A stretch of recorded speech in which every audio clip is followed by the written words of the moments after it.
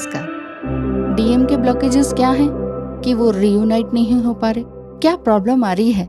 जैसा कि आपको मालूम ही है कि डिवाइन मस्कुलाइन एनर्जी हमारे अंदर ही है और कुछ पॉइंट्स आज मैं बताने जा रही हूँ जो कि आपको क्लियर करेंगे कि क्यों divine masculine energy divine feminine energy से यूनाइट होने के लिए इतनी तकलीफ में आ जाते हैं। ऐसे क्या ब्लॉकेजेस हैं जो आपके रीयूनियन को रोक रहे हैं डीएम की तरफ से? तो पहली बात यह है कि डीएम किस चीज से जूझ रहे हैं। डिवाइन मस्कुलाइन एनर्जी अक्सर जो है ना कॉन्स्टेंटली अश्योरेंस चाहती है। किससे किससे चाहती है? अपने ही डिवाइन फेमिनाइन से। Divine feminine and masculine male and female body नहीं है, लेकिन दूसरी बात है कि क्या बात है, वो बात है एनर्जीज की। तो ये हो सकता है कि वो बहुत ही पावरफुल हों, पैसे वाले हों, इस तरह की एनर्जी वो चाहते हैं कि मैं पावरफुल रहूं। हमारे पुरुष समाज में इस तरह का देखा जाता है, तो हमेशा वो अपना बैकअप रखते हैं। और वो जब वो अपना बैकअप रखते हैं कि ये नहीं तो दूसरा, तो ऐसे में डिवाइन मस्कुलाइन की एनर्जी जो कि डिस्टॉर्टेड एनर्जी है, उसे हम डिवाइन एनर्जी नहीं कहेंगे, वो अनहेल्दी एनर्जी होगी जो कि डिवाइन मस्कुलाइन की होती है अक्सर।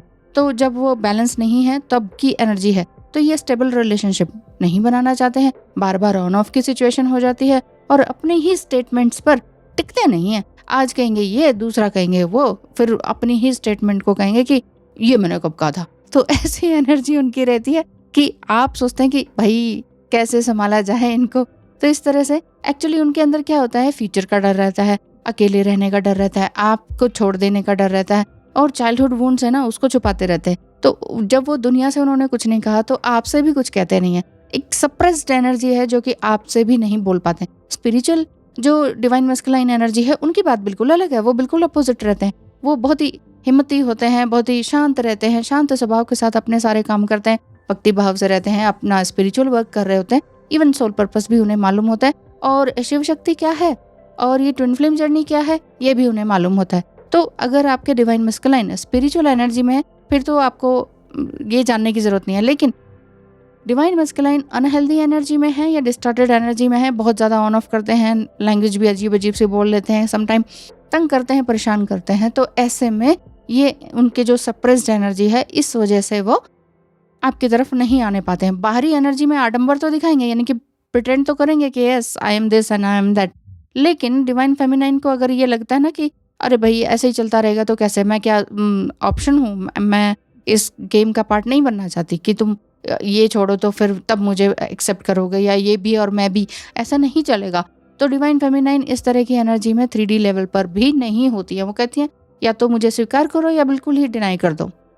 लेकिन डिवाइन मस्कुलाइन एनर्जी जो अपने ही अंदर उनको तकलीफ हो रही है तो इसी वजह से वो तकलीफ में आ जाते हैं। वैसे उन्हें क्लियरली पता होता है कि ग्रेटेस्ट एनर्जी हमारी क्या है, अपने सेल्फ विद इन सेल्फ, हमारे ही अंदर सब कुछ है। DMDF एनर्जी हमारे ही अंदर प्यार है, लेकिन करते कुछ और है।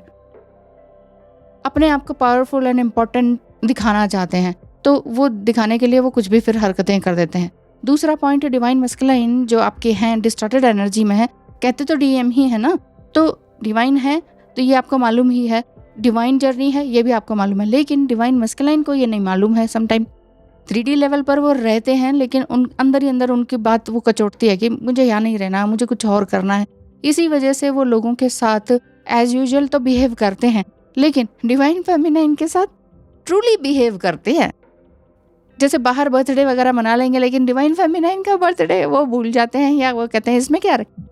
तो इसी तरह की बहुत सारी बातें हैं कि आपके साथ बिल्कुल ट्रू होते हैं, वो ट्रू सेल्फ होता है उनकी आत्मा, आप झांक सकते हैं, लेकिन बाहर वो कुछ और ही होते हैं।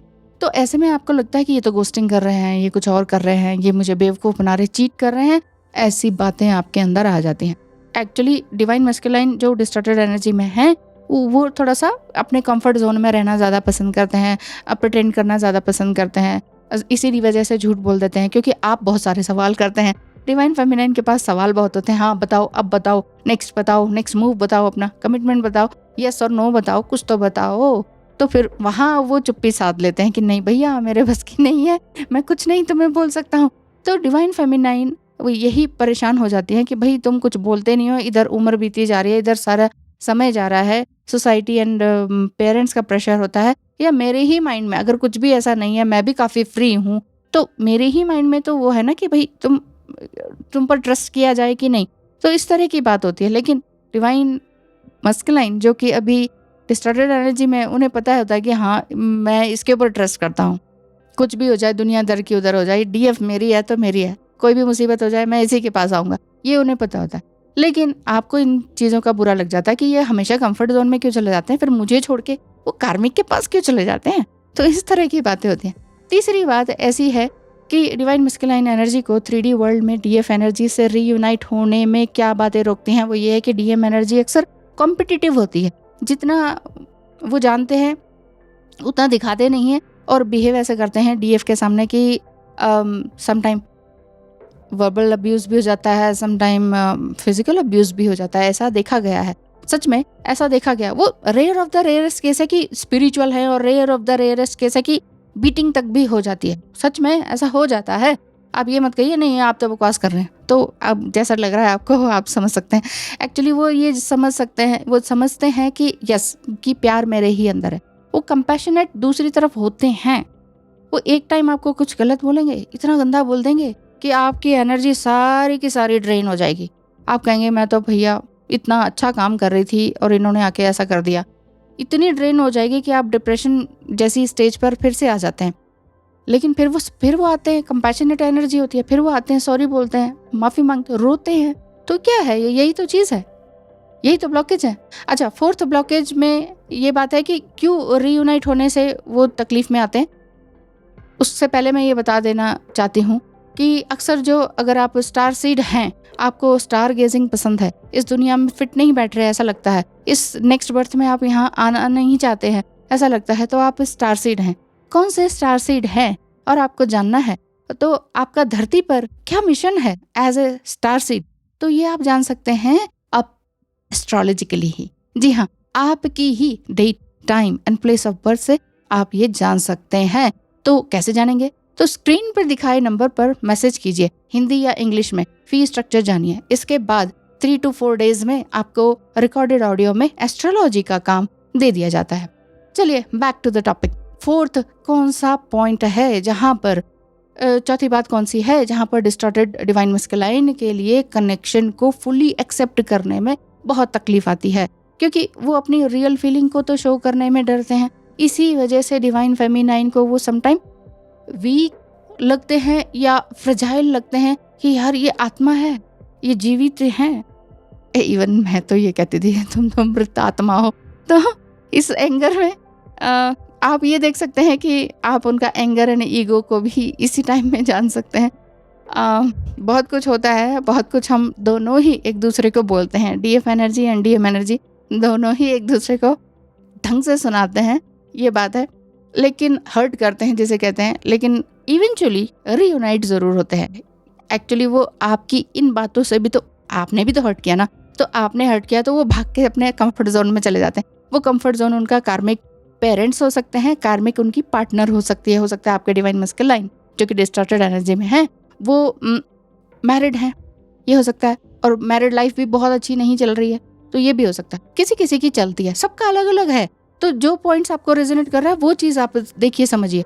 तो ये बात है। तो इस तरह से एनर्जी में वो इसी वजह से वो चले जाते हैं और आपको लगता है कि थर्ड पार्टी तो कुछ जो है छोड़ने वाली है नहीं। थर्ड पार्टी कोई भी हो सकता है, पेरेंट्स, सिबलिंग, फ्रेंड्स, अब बचपन का दोस्त जिसकी वो हमेशा सुनते ही सुनते हैं, कोई बड़े जिनकी वो काटते ही नहीं कभी भी, और आप कहेंगे कि ये इंसान ना आपको बरगला रहा है, आपके जीवन को ख़त्म कर रहा है, आपको गलत दिशा दिखा रहा है, डिस्ट्रैक्ट कर रहा है आपके सही डायरेक्शन से, आप इन्हें छोड़ दीजिए। तो वो आप ही पर आग बबूला इसी वजह से हो जाते हैं कि तुम कौन होती हो या तुम कौन होते हो ये कहने वाले, या उनके कुछ खुद के ही कार्मिक पैटर्न होते हैं। सभी डीएम एक जैसे नहीं होते हैं, सभी डिस्टॉर्टेड डिवाइन मस्कुलाइन की एनर्जी एक सी नहीं होती है। इसीलिए कुछ डिवाइन मस्कुलाइन एनर्जी जो डिस्टॉर्टेड एनर्जी में है वो अदर पार्टनर्स, जैसे बॉय है, मेल है, डीएम है, तो वो अदर गर्ल्स के साथ एंगेज हो जाते हैं, फिजिकली भी एंगेज हो जाते हैं, वैसे भी एंगेज हो जाते हैं, तो आप बहुत परेशान हो जाते हैं। पर ये सभी के साथ नहीं होता है। अक्सर डिवाइन मस्कुलाइन जो है वो हेल्दी एनर्जी ही रहती है, अनहेल्दी माइंड से रहती है। ये नहीं कि हर किसी के साथ फिजिकली एंगेज हो जाए, तो वो चीज़ नहीं है। वो किसी एक मतलब rare of the rarest case वाली बात है, सबका अलग अलग रहता है। तो इसी वजह से इस तरह के इनके ब्लॉकेजेस होते हैं। अब दूसरों के साथ फिजिकल जो एनर्जी में चले जाते हैं डिस्टॉर्टेड मस्कुलाइन, उनका वापस आना बड़ा मुश्किल होता है, क्योंकि एनर्जी बॉन्ड कर दिया है। 2 शरीर जब मिलते हैं तो वो एनर्जी पूरी बंध जाती है उनसे, तो वो कार्मिक एनर्जी बंध गई। अब कर्म बंधन उनसे जुड़ गए। अब कर्म बंधन कैसे काटेंगे? कर्म बंधन उनको काटने पड़ते हैं कार्मिक से, कार्मिक पार्टनर से, कार्मिक अदर रिलेशनशिप से।